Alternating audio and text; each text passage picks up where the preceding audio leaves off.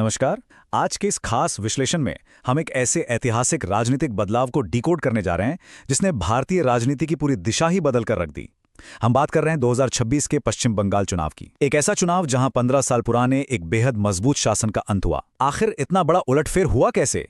इसके पीछे कौन से ढांचागत बदलाव और रणनीतियां काम कर रही थीं? तो चलिए सीधा विषय पर आते हैं और इस पूरे सत्ता परिवर्तन के आर्किटेक्चर को गहराई से समझते हैं।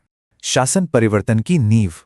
किसी भी बड़े बदलाव को समझने के लिए हमें पहले उस मजबूत लोकलुभावन शासन के इतिहास को देखना होगा। जरा इस टाइमलाइन पे नजर डालिए। 1984 में ममता बनर्जी का जाधवपुर में सोमनाथ चटर्जी को हराना एक बहुत बड़ा कदम था। फिर 1990 में हाजरा क्रॉसिंग पर हुआ जानलेवा हमला, जिसने उनकी एक फाइटर की छवि बनाई। 1998 में टीएमसी का गठन हुआ और अंततः 2011 में वामपंथियों के 34 साल पुराने अभेद्य किले का पतन। इन घटनाओं ने हाशिए पर रहने वाले मतदाताओं के साथ उनका एक बेहद गहरा और भावनात्मक रिश्ता जोड़ दिया था। इसी रिश्ते ने उस पारंपरिक लामबंदी और रैलियों की नींव रखी जो आगे चलकर इस पार्टी की सबसे बड़ी ताकत बनी। और ये स्लाइड बहुत ही शानदार तरीके से दिखाती है कि कैसे दो बिल्कुल अलग राजनीतिक मॉडल आमने सामने थे। बाईं ओर हम टीएमसी का मॉडल देख सकते हैं, जो पूरी तरह से भावनात्मक जुड़ाव और लक्ष्मी भंडार जैसी कल्याणकारी योजनाओं पर टिका था। ये मॉडल ग्रामीण मतदाताओं पर निर्भर था, लेकिन इसमें स्थानीय सिंडिकेट्स का भी भारी प्रभाव था। वहीं दाईं ओर बीजेपी का विस्तार मॉडल है। ये मॉडल भावनाओं के बजाय राष्ट्रवाद, डेटा आधारित रणनीति, एकदम सटीक माइक्रो मैनेजमेंट और औद्योगिकरण के वादों पर केंद्रित था। अब बढ़ते हैं हमारे दूसरे हिस्से की तरफ, व्यवस्था में दरारें। किसी भी मजबूत इमारत के ढहने की शुरुआत अंदर से ही होती है। एक समय के बाद इस अभेद्य किले को संस्थागत कमजोरियों ने खोखला करना शुरू कर दिया। पंचायत और म्यूनिसिपल स्तर पर सिंडिकेट्स का दबदबा और जबरन वसूली एक आम बात हो गई थी। लेकिन सबसे बड़ा झटका था एसएससी जॉब स्कैम। जरा सोचिए, अप्रैल 2024 में हाईकोर्ट ने 23,123 नौकरियां रद्द कर दी और फिर 2025 में सुप्रीम कोर्ट ने 25,753 नौकरियों को रद्द करने पर मोहर लगा दी। और जब ईडी और सीबीआई जैसी केंद्रीय जांच एजेंसियों ने कार्रवाई शुरू की, तो स्थानीय पुलिस का उन्हें रोकना शासन की एक बहुत बड़ी भूल साबित हुई। इन घोटालों ने उस युवा वर्ग के भरोसे को पूरी तरह से तोड़ दिया, जो किसी भी सरकार की रीढ़ होते हैं। लेकिन बात सिर्फ घोटालों तक नहीं रुकी। प्रशासन की विफलताओं के साथ साथ राजनीतिक हिंसा का एक बहुत ही गहरा मनोवैज्ञानिक असर हुआ।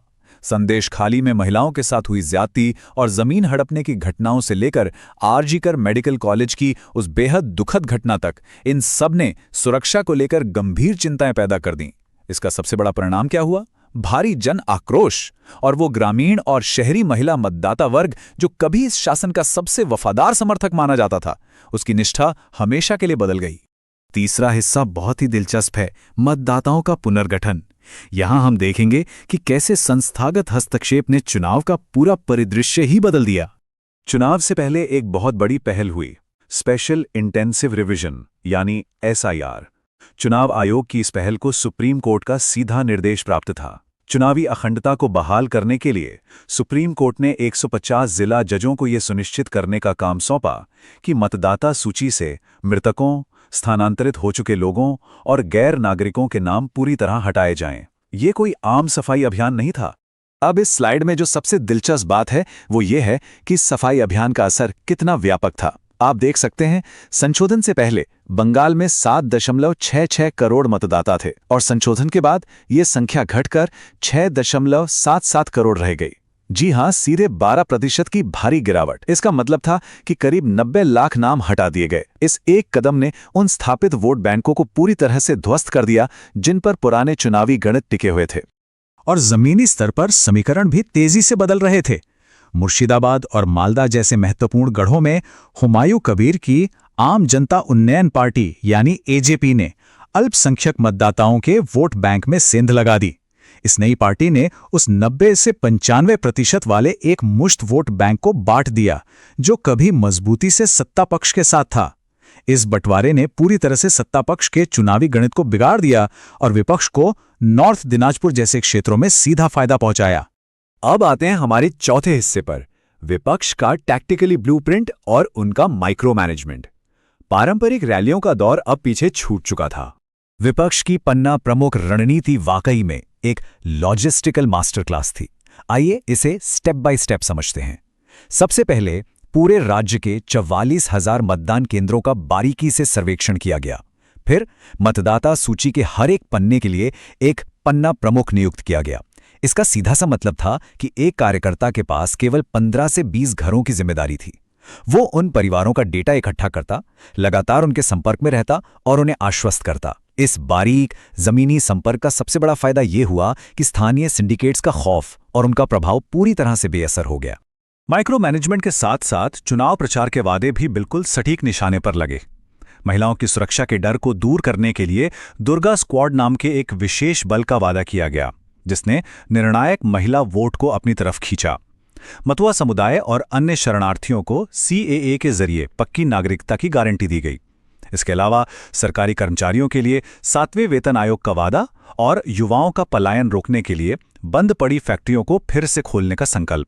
ये वादे सीधे लोगों की परेशानियों से जुड़े थे।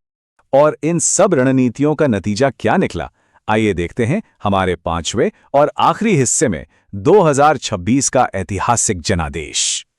जरा इस नंबर को देखिए, 92.47%। ये मतदान प्रतिशत अपने आप में एक इतिहास है। मतदान के दिन चप्पे चप्पे पर 2.4 लाख CRPF जवानों की भारी तैनाती ने पूरा माहौल ही बदल दिया। इस सुरक्षा व्यवस्था ने मतदाताओं के मन से उस पुराने खौफ को निकाल दिया और उसे एक अभूतपूर्व चुनावी आत्मविश्वास में बदल दिया। लोग बिना किसी डर के भारी संख्या में वोट डालने निकले। तो यह समझने वाला सबसे अहम पॉइंट ये है कि पुरानी व्यवस्था किस कदर चरमरा गई थी। भवानीपुर जैसी सीट, जो ममता बनर्जी का अभेद्य गढ़ मानी जाती थी, वहां उन्हें शुभेंदु अधिकारी के हाथों 15,105 वोटों के चौंकाने वाले अंतर से हार का सामना करना पड़ा। ये हार सिर्फ एक सीट की नहीं थी, ये एक पूरे राजनीतिक ढांचे के ढहने का प्रतीक थी। और अंतिम परिणाम बिल्कुल स्पष्ट था। आप इस चार्ट में देख सकते हैं, बीजेपी ने 45.84% वोट शेयर के साथ 206 सीटें जीतकर एक विशाल बहुमत हासिल किया।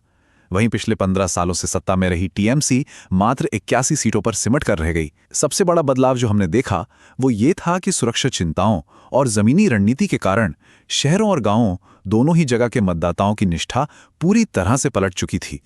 केरल में वामपंथियों का सफाया, तमिलनाडु में पुरानी राजनीति का उखड़ना और अब बंगाल में 15 साल के एक मजबूत लोक लुभावन शासन का पतन।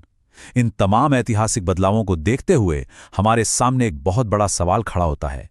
भारत में अब राजनीतिक अस्तित्व का नया ब्लूप्रिंट आखिर है क्या?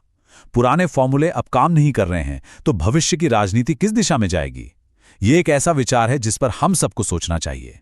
आज के इस विश्लेषण में हमारे साथ जुड़ने के लिए आपका बहुत बहुत धन्यवाद।